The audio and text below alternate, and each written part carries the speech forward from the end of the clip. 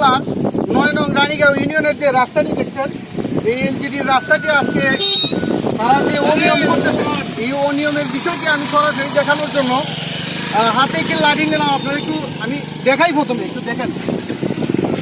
একটা পিচ ঢালাই করলে এইভাবে যদি উঠে যায়, একটু খেয়াল করেন আপনারা। এটার নিচে আমি কোনো ধরনের ভিটামিন দেখতে পাচ্ছি না।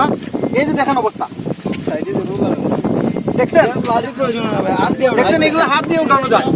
আমি যে কথাটি বলতে চাই, এখানে ইঞ্জিনিয়ার আবুল কালাম থাকা সত্ত্বেও, উনি এখানে উপস্থিত থাকা সত্ত্বেও এই কাজগুলো করে যাচ্ছে।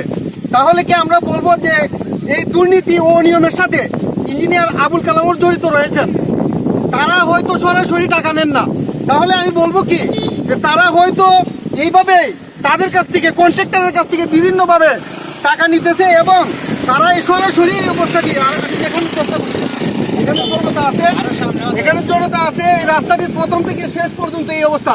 শুধু এখানেই নয়, আমার এই বিষয়গুলো আরো বিভিন্ন জায়গায় নজরে এসেছে যে একটা খাই খাই পরিস্থিতি চলছে, যে যেভাবে পারছে সেভাবে খাচ্ছে। আসলে এই দেশের এত বড় দুর্নীতি করতেছে তারা, এই সময়টাকে কাজে, বর্তমান সময়টাকে কাজে লাগিয়ে। এগুলো দেখার কি কেউ নেই?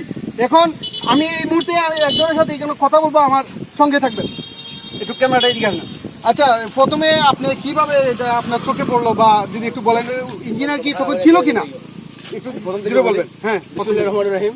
গতকাল রাতে যখন আমাকে একজন এই ভিডিওটা, রাস্তার অনিয়মের ভিডিওটা আমার মোবাইলে দেয়, তখন সাথে সাথে আমি রাস্তায়, আমার এলাকার তরুণ যুবকদের নিয়ে আমি রাস্তায় আসি। এসে ইঞ্জিনিয়ার আবুল কালাম সাহেবকে ফোন দিয়ে ওনাকে বলি, ভাই রাস্তা এভাবে হাত দিয়ে উঠে যাচ্ছে। উনি আমাকে বলছেন এটা নিজ গরম থাকলে 2 দিন যেতে হয়। আমরা তার কথা মেনে নিয়ে আমরা বাড়িতে চলে যাই। এরপরের দিন যখন আমার ফেসবুকে ভিডিও ভাইরাল হয়, এরপরের দিন আবুল কালাম সাহেব আমাকে ফোন দিয়ে অনুরোধ করলেন, ভাই আপনারা এটা সব কি আরম্ভ করছেন, আমি মামলা করতে বাধ্য হবো। আমি বললাম, ভাই আপনারা রাস্তায় আসেন, রাস্তায় এসে আমাদেরকে বুঝিয়ে যান। উনি আজকে সকালে 8টার সময় আমাদের টাইম দিচ্ছেন, আমরা 8টা-9টার সময় আমরা আসছি। এসে দিকে উনি নাই। আবার আমরা আসার পরে আমরা কাজ বন্ধ করছি, বন্ধ করে ওনাকে আনছি। ওনাকে আইনে আমরা রাস্তায় বিভিন্ন জায়গা দেখাইছি। না, আমি বলতেছি যে কাজটা যখন করছিল তখন কি এখানে ইঞ্জিনিয়ার একবারে সকাল থেকে উনি 10টার মতো ছিলেন। আপনার কি মনে হচ্ছে যে ইঞ্জিনিয়ার জড়িত?